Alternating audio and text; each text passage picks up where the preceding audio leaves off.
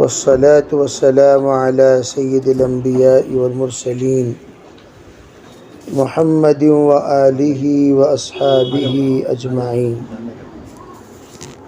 أما بعد فأعوذ بالله من الشيطان الرجيم. بسم الله الرحمن الرحيم. إن أكرمكم عند الله أتقاكم. وقال النبي صلى الله عليه وسلم من عمل فيما علم ورثه الله علما ما لم يعلم. وقال عليه الصلاة والسلام العلم علمان. وقال عليه الصلاة والسلام العلم ثلاثة. اللهم أيدنا بتأييدك، اللهم أيدنا بتأييدك، اللهم أيدنا بتأييدك یا رب العالمین. محترم معزز عزیزو بھائیو، معلمات، طالبات، ذمہ داران مدرسہ اور آئے ہوئے مہمانان کرام، اللہ تعالیٰ نے اپنے فضل سے، اپنے کرم سے ہمیں حضرت جناب محمد رسول اللہ صلی اللہ علیہ وسلم کی امت بنا کر جو نظام زندگی ہمیں عطا فرمائی، یہ نظام زندگی عالمی اور انقلابی نظام زندگی ہے. اس سے پہلے کہ تمام انبیاء علیہم السلام کے متعلقین درس و تدریس اپنی اپنی کتاب کے چھوڑ دیے تھے. تورات، انجیل، زبور، یہ تمام کتابوں کا پڑھنا پڑھانے کا سلسلہ ختم ہو جانے کی وجہ سے یہ تمام کتابیں اپنی اصلی رخ پر باقی نہیں رہیں. تمام کتابوں کا تقریباً خاتمہ ہو گیا. آسمانی کتاب ہونے کے باوجود اللہ جل جلالہ عم نوالہ علیم بذات الصدور ہے. اللہ اچھی طرح جانتے ہیں کہ ہمارے اندر کتنی خوبی ہے، کتنی خرابی ہے. اللہ نے یہ محسوس کیا کہ یہ لوگ جن کے حوالے میں تورات کر رہا ہوں، زبور کر رہا ہوں، انجیل کر رہا ہوں، یہ لوگ اس کا حق ادا نہیں کر سکتے. نہ اس کی زبان کو باقی رکھیں گے، نہ اس کے مضامین کو باقی رکھیں گے، نہ احکام کو باقی رکھیں گے، نہ نواہی کو باقی رکھیں گے، نہ ہی اس کتاب کے اصل شکل کو باقی رکھیں گے. اس لیے اللہ نے اپنے ذمے کوئی بھی ذمہ داری نہیں لی. جب قرآن پاک کے نزول کا فیصلہ ہوا، اللہ جل جلالہ عم نوالہ نے اس کتاب کو خاتم الکتب بنایا، تمام کتابوں کا خاتم. جیسے نبی اکرم صلی اللہ علیہ وسلم خاتم النبیین ہیں، ویسے قرآن پاک خاتم ہے تمام کتب سماویہ کا. یعنی قرآن کے بعد کوئی کتاب نہیں آئے گی، جیسے نبی کے بعد کوئی نبی نہیں آئیں گے. شریعت محمدیہ خاتم الشریعہ ہے، اس شریعت کے بعد کوئی شریعت نہیں آئے گی. اللہ جل جلالہ عم نوالہ نے اس کا اعلان فرما کر بتا دیا، الیوم اکملت لکم دینکم اتممت علیکم نعمتی ورضیت لکم الاسلام دینا. آج کا دن ہم نے آپ کی دین کی تکمیل فرما دی اور دین شریعت کے آخری دین ہونے پر مکمل ہم نے کر دیا، اور اس کے اللہ کے یہاں پہنچنے کے لیے مقبول ذریعہ ہونے پر ہم نے اس کو مقبول بنا دیا اور ہم راضی بھی ہو گئے. اب اللہ تعالیٰ نے کیا کیا؟ اللہ نے جب اس کو آخری کتاب نازل کیا تو اللہ نے اس کتاب کے محافظین کو الگ الگ انداز میں اللہ نے تیار کرایا۔ ایک ہے حروف کی حفاظت کرنے والے قراء کی شکل میں، ایک ہے علم کی حفاظت کرنے والے علماء کی شکل میں، ایک ہے اس سے مستنبط مسائل کی حفاظت کرنے والے مفتیوں کی شکل میں، اور اس سے مسائل نکالنے والے مجتہدین کی شکل میں، اور اس کے اندر کی خرابی کو دور کرنے والے مجددین کی شکل میں، اور اس کے مطابق زندگی کو ڈھالنے والے مربیوں کی شکل میں، اور اس کے مطابق تعلیم و تعلم پڑھنا پڑھانے کا سلسلہ جاری کرنے والے مدرسین کی شکل میں۔ آج ہمارے پاس الحمدللہ اللہ کا احسان ہے، کرم ہے، اللہ نے انا نحن نزلنا الذکر وانا لہ لحافظون، ہم ہی اس کتاب کے نازل کرنے والے اور ہم ہی اس کتاب کے محافظ ہیں۔ جب اللہ تعالیٰ محافظ بننے کا خود اعلان کر دیا، اللہ نے حروفوں کی حفاظت کی ذمہ داری وہ بھی اپنے ذمے، اور معانی کی ذمہ داری وہ بھی اپنے ذمے، اور اس کے مسائل کی ذمہ داری، اس کے تحفظ بھی اپنے ذمے، تمام کو اپنے ذمے لے کر اللہ نے اپنی ذمہ داری کو نبھانے والی جماعت بنا کر ہمیں اللہ نے رکھا ہے۔ اللہ کے حروفوں کی، اللہ کے کلام کی حروفوں کی حفاظت کی ذمہ داری اللہ کی ہے، اور لیکن اللہ کیسے کرے گا؟ مدارس میں پڑھنے پڑھانے والے معلمات و طالبات کے ذریعے سے، مدارس میں پڑھنے پڑھانے والے معلمین اور طالبین کے ذریعے سے، اور اللہ رب العزت اس کی تلاوت کو محفوظ رکھے گا کس کے ذریعے سے؟ مدرسے میں پڑھنے پڑھانے والے قرات کے طالبات کے ذریعے سے، اور اس کے معانی کو اللہ محفوظ رکھے گا، کیسے رکھے گا؟ مدرسے میں پڑھنے والے قرآن پاک کی تفسیر کے درس دینے والے اساتذہ اور ان کے طلباء کے ذریعے سے۔ اس طرح اللہ تعالیٰ مختلف نوعیت میں، شعبے میں انا نحن نزلنا الذکر وانا لہ لحافظون کا ایک مظہر بنا دیا۔ سب کے سب حافظ ہیں، آپ بھی اسی زمرے میں شامل ہیں۔ اتنی خوش نصیب ہیں وہ بہنیں جنہوں نے اللہ کے کام کو اپنا کام بنایا۔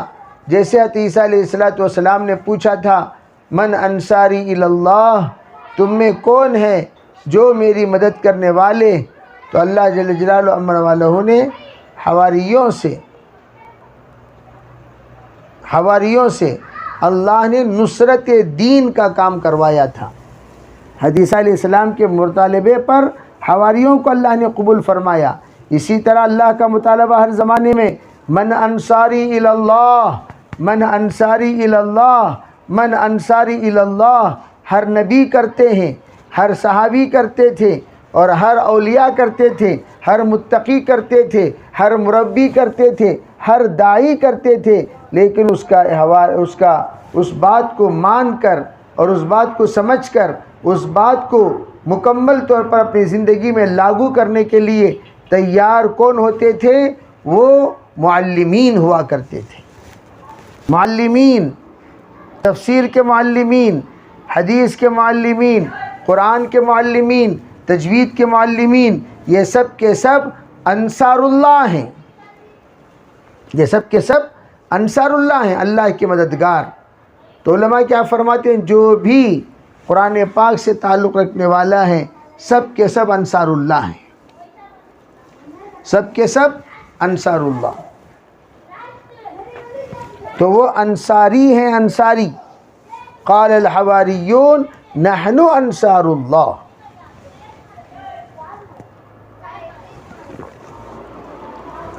تو ہمارے خواتین، ہماری بہنیں، وہ بھی انصار اللہ ہیں، اور انصاری کے لیے حضور نے کیا دعا مانگی؟ اللہم انصر من نصر دین محمد صلی اللہ علیہ وسلم۔ تمام دنیا کے خطبہ، تمام دنیا کے علماء جب بھی خطبہ دیتے ہیں وہ ایک دعا پڑھتے ہیں، اللہم انصر من نصر دین محمد صلی اللہ علیہ وسلم۔ یا اللہ تو مدد کر اس کی جو تیرے نبی کی دین کی مدد کرے۔ اللہم انصر من نصر دین محمد صلی اللہ علیہ وسلم، یہ دعا سب پڑھتے ہیں۔ الحمدللہ اس میں پہلے انصار میں شامل ہونے والے وہ لوگ ہیں جو قرآن کی حفاظت کے لیے اپنے آپ کو کھپا لیتے ہیں۔ آپ جو بھی پڑھ رہے ہیں وہ سب قرآن سے تعلق رکھنے والی چیزیں ہیں۔ آپ تعلیم الاسلام پڑھ رہے ہیں، قرآن سے اس کا تعلق ہے۔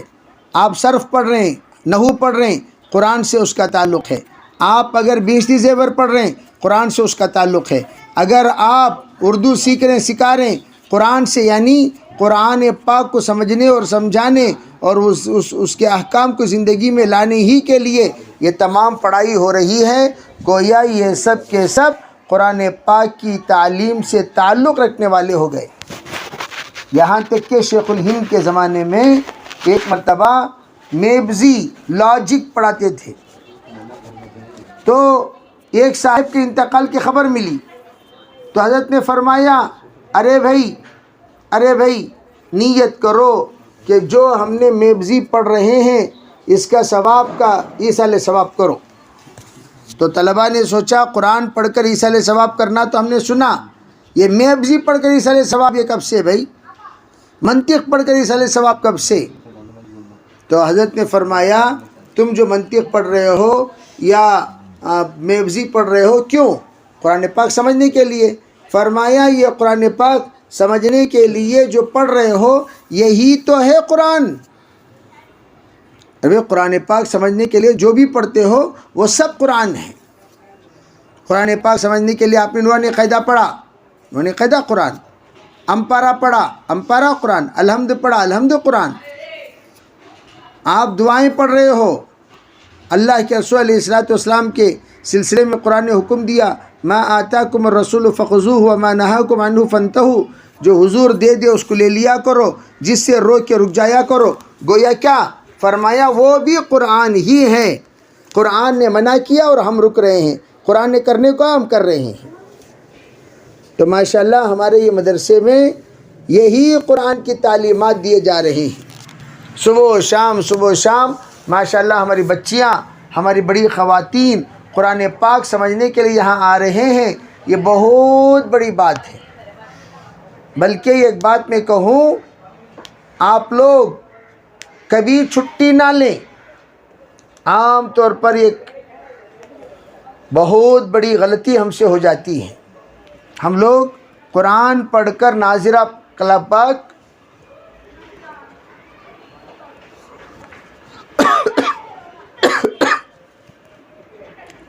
ختم کیے، مدرسے سے چھٹی لے لیے، ناظرہ کلام پاک ختم کیے، مدرسے سے چھٹی لے لیے۔ حضور کے مدرسے کو کبھی چھٹی نہیں، حضور کا مدرسہ کبھی چھٹی نہیں، اصحاب صفہ کو کبھی چھٹی نہیں، صدیق اکبر کبھی فارغ نہیں ہوئے، عمر فاروق کبھی فارغ نہیں ہوئے، عثمان غنی کبھی فارغ نہیں ہوئے، علی رضی اللہ عنہ کبھی فارغ نہیں ہوئے، ابو ذر کبھی فارغ نہیں ہوئے، طلحہ کبھی فارغ نہیں ہوئے، عمار کبھی فارغ نہیں ہوئے، صہیب کبھی فارغ نہیں ہوئے۔ اسی طرح حضرت عائشہ کبھی فارغ نہیں ہوئی، حضرت خدیجہ کبھی فارغ نہیں ہوئی، حضرت ام سلمہ کبھی فارغ نہیں ہوئی، حضرت سودا کبھی فارغ نہیں ہوئی، کوئی بھی اٹھا لیں کبھی فارغ نہیں ہوئے۔ اور ہم لوگ پڑھتے ہی فارغ، کیسے ہوئے فارغ؟ ارے اللہ کے بندو، ہم لوگ جو پڑھ رہے ہیں، پڑھنے کے بعد ہماری پڑھائی ختم نہیں ہوتی، بلکہ ہماری پڑھائی تو موت تک جاری رہتی ہے۔ آپ کو مدرسے کے پابندیوں سے فارغ کیا گیا، مدرسے کی جگہ سے فارغ کیا گیا، مدرسے کے نصاب سے فارغ کیا گیا، علم سے فارغ نہیں کیا گیا، عمل سے فارغ نہیں کیا گیا، سیکھنے سکھانے سے فارغ نہیں کیا گیا، پڑھنے پڑھانے سے فارغ نہیں کیا گیا، اپنے نالج بڑھانے سے فارغ نہیں کیا گیا۔ آپ کو کرنا کیا چاہیے؟ ربی زدنی علما، حضور علیہ السلام کی دعا، یا اللہ میرے علم میں اضافہ فرما، یا اللہ میرے علم میں اضافہ فرما، یا اللہ میرے علم میں اضافہ فرما، زندگی بھر کرتے رہنا ہے۔ اسی لیے میں یوں کہتا ہوں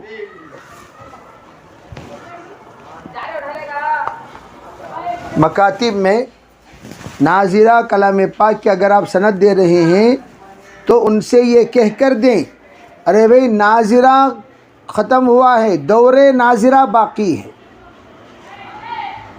ناظرہ کا دور کراؤ، 10 دور 20 دور 30 دور کراؤ، دور ہو گیا۔ اب ان سے کہو بھئی حفظ قرآن باقی ہیں، حفظ کراؤ، حفظ ہو گیا، فہم قرآن باقی ہے، عالم بناؤ۔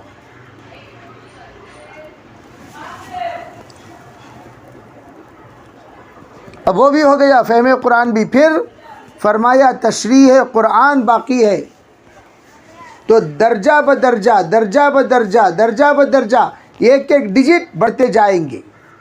اسی لیے حضور صلی اللہ علیہ وسلم کو ربی زدنی علما کی دعا دی گئی۔ ہمیشہ آپ یوں نہ سمجھے یہ ایک سورہ نازل ہو گئی خاموش، نہیں، قرآن پاک نازل ہو کر ختم بھی ہو جائے تو آپ کی دعا یہ ہرگز ہرگز ختم نہیں ہونی چاہیے۔ ربی زدنی علما، ربی زدنی علما آپ مانگتے نہیں۔ اسی لیے آپ علیہ السلام زمزم کے موقع پر آپ نے جو دعا سکھائی وہ کیا دعا؟ ربنا هب لنا من ازواجنا وذرياتنا قرة اعین واجعلنا للمتقین اماما۔ یہ جو اللہ کے رسول علیہ السلام کی طرف سے ہدایات ہیں کہ ہر ایک یہ دعا مانگتے رہیں کہ یا اللہ ہمیں متقیوں کا امام بنا، متقیوں کا امام بنا۔ متقی کہاں ہیں؟ متقیوں کی کوئی الگ جماعت نہیں، گھر ہی میں متقیوں کی جماعت ہم پیدا کریں۔ تو علم حاصل کرنے کے بعد ہمارے اوپر دوسری ذمہ داری ہے عمل، ہمارے پاس یعنی خود کو متقی بنانا۔ پھر کیا ہوگا؟ من عمل فیما علم ورثہ اللہ علم ما لم یعلم، جو جاننے والی باتوں پر عمل کرے، نہ جاننے والی باتوں سے اللہ تعالیٰ واقف کرائے گا۔ اس کا مطلب کیا؟ اللہ تعالیٰ شرع صدر فرمائے گا، علوم کا خزانہ کھولے گا، علوم کا دریا بہائے گا، علم اتنا ملے گا اتنا ملے گا اتنا ملے گا۔ ایک مرتبہ حضرت انور شاہ کشمیر رحمۃ اللہ علیہ کھانا کھانے بیٹھے ہوئے تھے، حضرت کا فہم، حضرت کی دانشوری، حضرت کا سوچ، حضرت کی فکریں، حضرت کی باتیں بہت اعلیٰ معیار کی ہوتی تھی۔ کسی نے کہا حضرت میٹھا لے لیجئے، اور میٹھا لینے کے بعد اس نے کہا حضرت اسپون بھی لیجئے، چمچ لے لیجئے۔ تو حضرت نے فرمایا نہیں بھائی، ہم چمچ سے نہیں کھاتے، ہم تو انگلی سے کھائیں گے۔ تو اس نے کہا حضرت یہ تہذیب کے خلاف ہے انگلی سے کھانا، آپ کیا کیجئے چمچ میں کھائیے۔ حضرت نے فرمایا حقیقت میں چمچ کے میں کھانا تہذیب کے خلاف ہے جناب۔ وہ حیرت میں ہو گیا، حضرت وہ کیسے؟ حضرت نے فرمایا دیکھیے، سب سے پہلی بات یہ چمچ آپ کی تو نہیں ہے، گھر کی ہے، اور یہ چمچ میں پتہ نہیں کتنے لوگ کھائے، ابھی کبھی یہ کھایا کبھی یہ کھایا کبھی وہ کھایا، اب آپ کھا رہے ہیں۔ تو جو چمچ 10 کے استعمال کردہ ہیں اسے آپ استعمال کر رہے ہیں، یہ تہذیب ہے؟ یا جو انگلی کسی کا استعمال کیا ہوا نہیں ہے، میرا ہی استعمال کیا ہوا ہے، اگر میں اپنی انگلی سے کھاؤں، یہ تہذیب ہے یا وہ تہذیب ہے؟ دوسری بات، چمچ تو بے حس ہے، وہ نرم گرم ٹھنڈا نارمل نہیں بتائے گا، وہ جو ہی اٹھا کر آپ منہ میں رکھیں گے منہ جل جائے گا۔ وہ تو چمچ تو نہیں بولے گئی کہ میں گرم کھانا کھلا رہی ہوں، ٹھنڈا کھانا کھلا رہی ہوں، لیکن جب میں انگلی سے اٹھاؤں گا میٹھا تو میری انگلی بتا دے گی اتنی گرم تمہاری زبان سنبھالے گی یا نہیں سنبھالے گی، اتنے گرم تم برداشت کر پاؤ گے یا نہیں کر پاؤ گے۔ تو تم اس انگلی کے ذریعے سے اٹھا کر جتنا تم برداشت کر سکتے ہو اتنا تم کھاؤ گے۔ تو حضرت یہ بات بتانے کے بعد اسے سمجھ میں آیا ہاں بھائی چمچ میں کھانا تہذیب نہیں ہے، انگلی میں کھانا تہذیب ہے۔ تو حضرت رحمۃ اللہ علیہ کو اللہ بہت ذہن دیا اور بہت متقی پرہیزگار۔ بعض علماء لکھتے ہیں گناہ علم کے فیض کو ختم کر دیتے ہیں، علم کا فیض ختم کر دیتے ہیں۔ ہم تو خواتین سے یوں کہا کرتے ہیں بھئی پڑھنا پڑھانے کے ساتھ اللہ سے علم نافع مانگو، بیکار باتیں بگارو مت، اسے بگارنا کہتے ہیں۔ جیسے ہمارے خواتین کے اندر 3 فطری عادتیں ہیں، بگارے بغیر کوئی کھانا پکاتی نہیں، مسالہ ڈالے بغیر کوئی کھانا بناتی نہیں، کھرچے بغیر کوئی برتن دھوتی نہیں۔ ارے بھئی یہ 3 خصوصیات کس کے اندر ہیں؟ وہی خصوصیات ان کی باتوں میں، باتیں کرتی ہیں مسالے ڈال کر، باتیں کرتی ہیں بگار کر، پھر باتیں جب پوچھتی ہیں کھرچ کھرچ کر، جب باتیں پوچھتی ہیں کھرچ کھرچ کر، جیسے برتن دھوتے وقت کھرچنے کی عادت ہوتی ہے ویسے باتیں بھی پوچھیں گی کھرچ کھرچ کر۔ تو ہمارے اکابر کہتے ہیں جو باتیں لا یعنی ہیں، یعنی جس کا نہ دنیا کا فائدہ نہ آخرت کا فائدہ، وہ باتوں میں اپنا وقت کم لگایا کرو۔ لقمان حکیم سے ایک مرتبہ پوچھا گیا، کوئی گزرتے ہوئے لقمان حکیم کا درس چل رہا تھا، بہت سارے سامنے بیٹھے ہوئے تھے، تو لقمان حکیم کو دیکھنے والے نے رک کر پوچھا بھئی آپ وہ تو نہیں جو فلاں کے یہاں غلام بن کر رہتے تھے؟ ہاں، اتنا بڑا مرتبہ آپ کو کیسے ملا؟ تو لقمان حکیم علیہ السلام کہتے ہیں کیا؟ فرمایا کہ میں ضرورت سے زائد کبھی بات نہیں کی، ضرورت سے زائد کبھی بات نہیں کی، یعنی جو بات میں کہتا ہوں وہ ضرورت کی بات ہوتی تو کہتا تھا، جو ضرورت کی بات نہیں ہوتی تو ہرگز نہیں کہتا تھا۔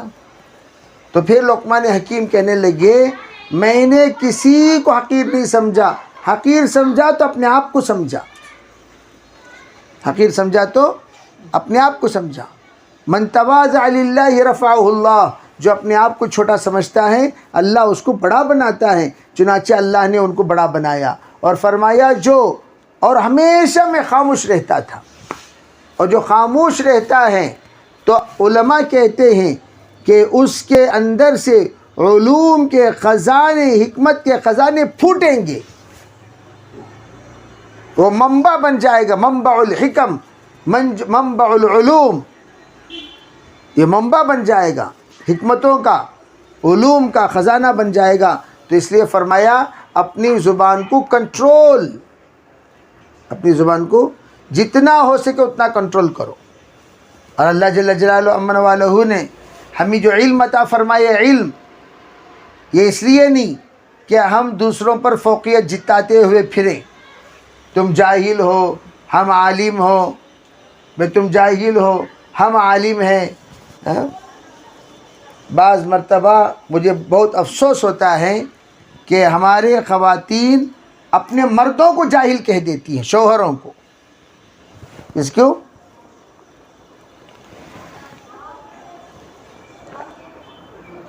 اپنے شوہر، ارے بھئی اس نے تم سے جو نکاح کیا کیوں کیا؟ اور آپ سے جو نکاح کیا، نکاح کرنے کے بعد آپ نے اس کی بیوی ہونے کا حق کیا ادا کیا؟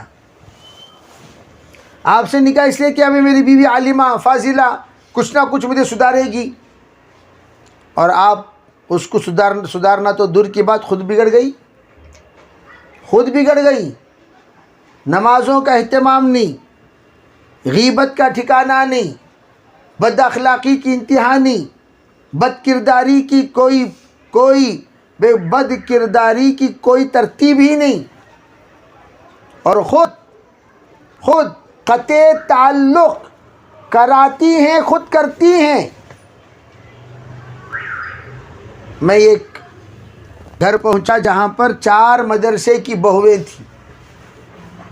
وہاں کے خسر صاحب کہنے لگے حضرت مجھے اچھی طرح پتہ چل گیا 4 مدرسے کی تعلیم، تربیت اور ان کے نصیحت کتنا اور کیا کارگر بنتی ہیں. یہ خاتون ہیں، ان کے مدرسے میں تعلیم و تربیت صرف یہ ہوئی پڑھو پڑھاؤ پڑھو پڑھاؤ پڑھو پڑھاؤ، چنانچہ وہ 24 گھنٹے پڑھنے پڑھانے میں لگی رہتی ہیں.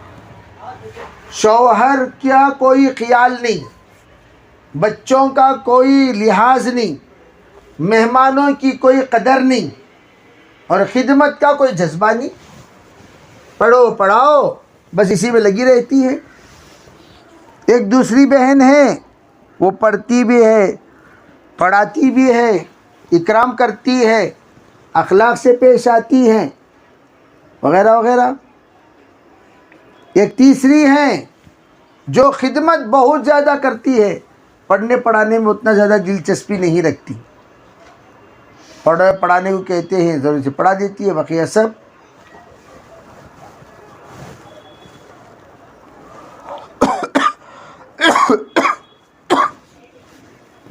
چوتھی ہیں وہ عبادت کرتی ہیں، عبادت کرتی ہیں، مختصر پڑھ لیتی ہیں، مختصر خدمت کر لیتی ہیں، مختصر اپنے شوہر کا خیال رکھ لیتی ہیں.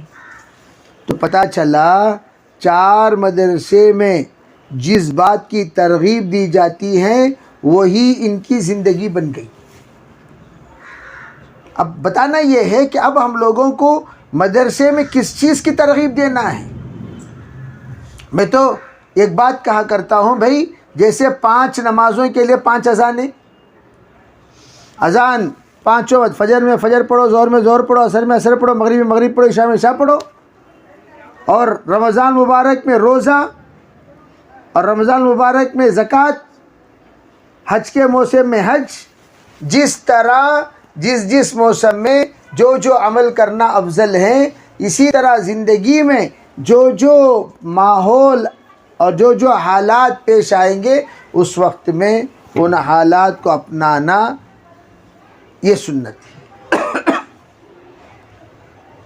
ان حالات کو پہچاننا. بھئی اس وقت حال یہ ہے کہ میں خدمت کروں، پڑھنا پڑھانا بعد میں بھی ہو جائے گا.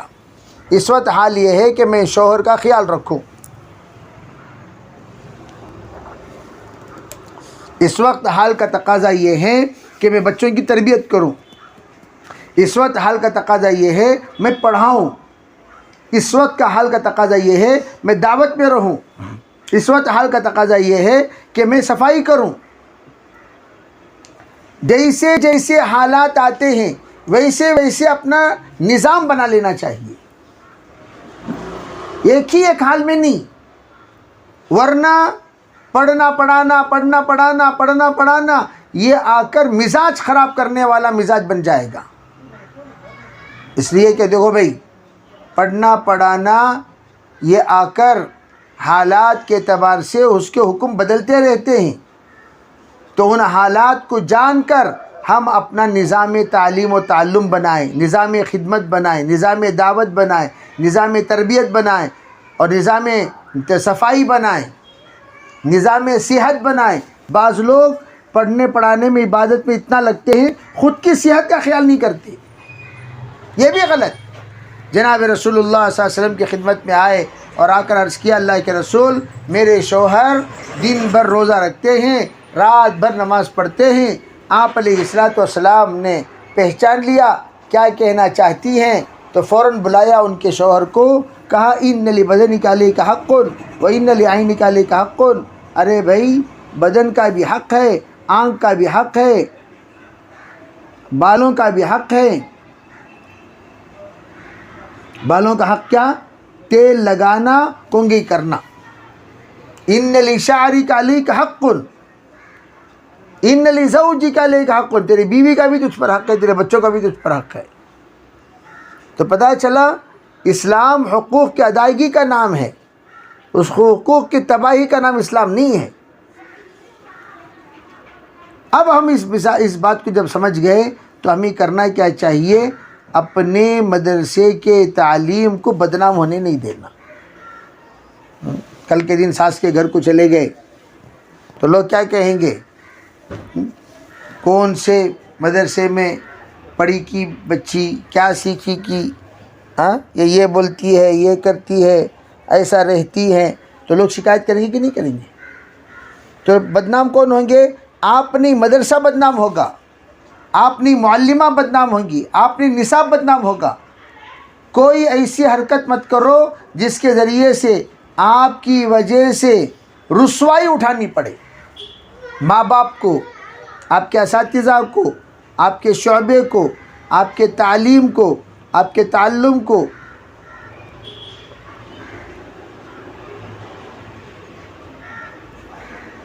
تو اس کے لیے کرنا کیا چاہیے؟ ان تمام بدنامی سے بچانے کے لیے اپنے آپ کو پابند بنانا۔ بعض جگہ پر شکایتیں ملتی ہیں، مدرسے میں پڑھی ہوئی بچی سر پر اوڑھنی ہی نہیں ٹکتی، مدرسے میں پڑھی ہوئی بچی نامحرموں کے سامنے آ جاتی ہے، مدرسے میں پڑھی ہوئی بچی زور زور سے باتیں کرتی ہے، مدرسے میں پڑھی ہوئی بچی وہ اپنے شوہر کی عزت ہی نہیں کرتی، مدرسے میں پڑھی ہوئی بچی ہیں اور اپنے اولاد کے بارے میں کوئی خیال ہی نہیں کرتی۔ تو یہ کارگزاریاں ایسی کارگزاریاں ہیں جو مدرسے کو نقصان پہنچاتی ہیں۔ تو ماشاءاللہ اللہ نے اپنے فضل سے، اپنے کرم سے ہمیں بہترین ادارے میں، بہترین معلمات کے تربیت میں اللہ نے ہمیں تعلیم دی۔ آج ہم باہر جا رہے ہیں، جانے سے پہلے ہم لوگ بس سال صبح ہوئی، شام ہوئی، زندگی یوں ہی تمام ہوئی۔ کتنے ایسی بچیاں ہیں کہ جن بچیوں کے والدین بڑی تمناؤں سے لا کر یہاں جمائیں، اور جمانے کے بعد امید کے ساتھ کہ میری بچی نیک بنے گی، پاک بنے گی، اور وہ نمونہ بنے گی، اور وہ اپنے تمام تقاضوں کو پورا کرے گی، ایک امید۔ اب بھائی لوگ چراغ لے کر تلاش کرتے ہیں، مدرسے میں پڑھی ہوئی بچی ہونا، مدرسے میں پڑھی ہوئی بچی ہونا، مدرسے میں پڑھی ہوئی بچی ہونا۔ اب جب مدرسے میں پڑھی ہوئی بچی سے نکاح ہو گیا، جب مدرسے میں پڑھی ہوئی بچی کو بلا لیے تو پھر کیا ہوگا؟ ارے بھائی وہ بچی جس طرح ہونی چاہیے اس طرح نہیں ہے، خود موبائل میں مبتلا ہو گئی، ویڈیو میں مبتلا ہو گئی، سیریس میں مبتلا ہو گئی۔ ارے بھائی غلط اثرات پڑیں گے کہ نہیں پڑیں گے؟ ٹی وی دیکھ لے کر بیٹھ گئی، شوہر کو کیسے کنٹرول کرے گی؟ خود کنٹرول میں نہیں ہے، شوہر کو اور عورتوں کو۔ تمل میں مشہور مقولہ ہے، آودم پنالے منیشن عیودم پنالے، کہ جو کچھ بھی ہوگا وہ کس کے ذریعے سے ہوگا؟ عورتوں کے ذریعے سے۔ بننا بگڑنا عورتوں کے ذریعے سے۔ جب عورتوں کے ذریعے سے ہوگا تو علماء کیا فرماتے ہیں؟ عورت کو، ایک عجیب بات، بے حضرت آدم علیہ السلام کو ہی حضرت حوا بہترین انداز میں انہوں نے پٹا لیا ہے نہیں، جس کو ہم منوانا کہتے ہیں۔ کیسے منوایا؟ ارے کیسے منوایا؟ ان کے اداؤں سے منوایا، ان کے حسن سے منوایا۔ سب سے زیادہ حسینہ پورے کائنات کی عورتوں میں حوا منوایا، خدمت سے منوایا۔ تو جب ہم کوئی بھی چیز منوانے پہ آتے ہیں، تو جیسے میں خواتین سے ایک بات کہا کرتا ہوں، امی کے گھر کو جانا، شوہر بڑا غصے والا۔ ایک عجیب لطیفہ ہے، ایک بزرگ کے پاس ایک خاتون پہنچی، کہنے لگی حضرت میرا شوہر میرے شوہر بڑے غصے والے، میری بات مانتے نہیں، کیا تم ایک عمل دو؟ حضرت بولے بیٹی ایک کام کرو، شیر کا بال لے کر آ جاؤ، آپ کا علاج ہو جائے گا۔ حضرت ہو جائے گا؟ کہا جی بالکل ہو جائے گا، ہو جائے گا، بالکل ہو جائے گا، کیوں نہیں ہوگا۔ تو وہ گئیں تو سب سے پہلے شیر کہاں ہے وہ لوکیشن پہلی پہچانی، اس کے بعد اس نے شیر کو جو پسندیدہ گوشت ہے وہ لا کر اس جگہ پر رکھنا شروع کی. رکھتی تھی بھاگ جاتی تھی، رکھتی تھی بھاگ جاتی تھی. تو وہ شیر عادی ہو گیا اس جگہ کو آنے کا، اور شیر کو بھی یہ کون لا کر یہ گوشت رکھتے ہیں.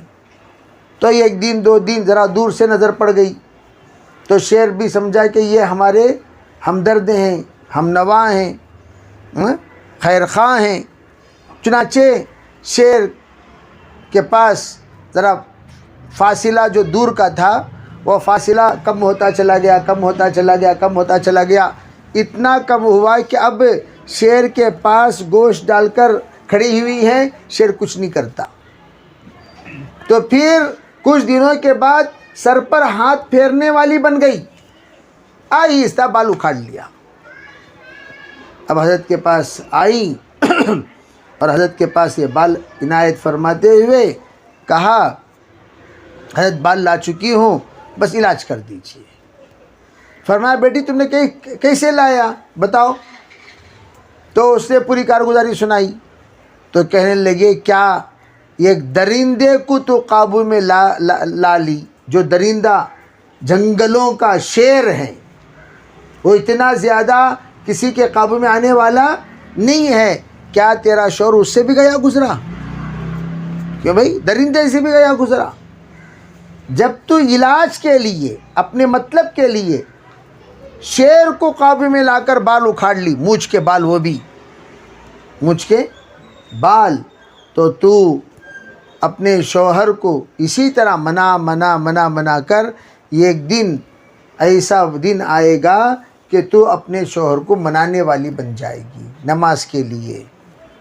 دنیا کے کام، ساس کے امی کے گھر کو جانا کو تو منانا آسان، گھر میں فریج لینا کو تو منانا آسان، واشنگ مشین لینا کو تو منانا آسان، یہاں تک کہ بعض لوگ خاص گھر لینا منانا آسان. سب چیزوں میں منانا آتا ہے. کیا آپ کو اپنے رب کی عبادت کروانا اپنے شوہر سے نہیں آتا؟ کیا آپ اپنے رب کو منانے کے لیے اپنے شوہر کو 5 وقتہ نمازی نہیں بنا سکتے، روزے دار نہیں بنا سکتے، صدقہ والا نہیں بنا سکتے، سچائی والا نہیں بنا سکتے؟ سب بنا سکتے ہیں. تو ہی نہ چاہے تو بہانے ہزار ہیں، اگر تو چاہے تو راہیں ہزار ہیں.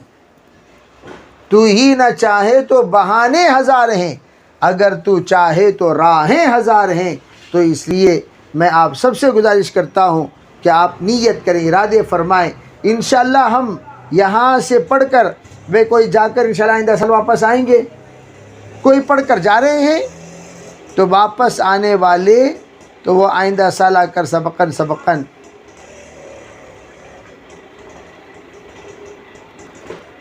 اور دوسری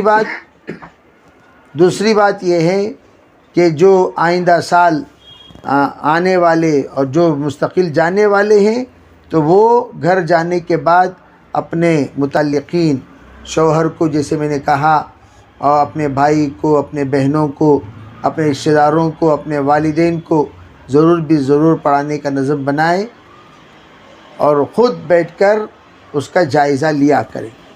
اور جو آئندہ سال آنے والے ہیں وہ کیا کریں، پچھلے اسباق کو پڑھیں اور آئندہ سال آنے سے پہلے وہ اس طرح ازبر ہو وہ تمام اسباق کہ وہ ذہن میں بیٹھ جائے. اس کے لیے آسان ترتیب کیا، چھٹیوں میں یاد کردہ سبق اپنے سہیلیوں کے سامنے مذاکرہ کریں، نہیں اپنے گھر والوں کے سامنے بھی مذاکرہ کریں. انشاءاللہ اللہ تعالیٰ علم کے ذریعے سے فائدہ اٹھانے کی توفیق بھی دے گا اور علم نافع سے اللہ تعالیٰ سب کو نوازے گا. اللہ سب کا عمل کی توفیق دے. اللہم لک الحمد کلہ ولک الشکر کلہ ولک المجد کلہ ولک الثناء کلہ وإلیک یرجع الخلق کلہ.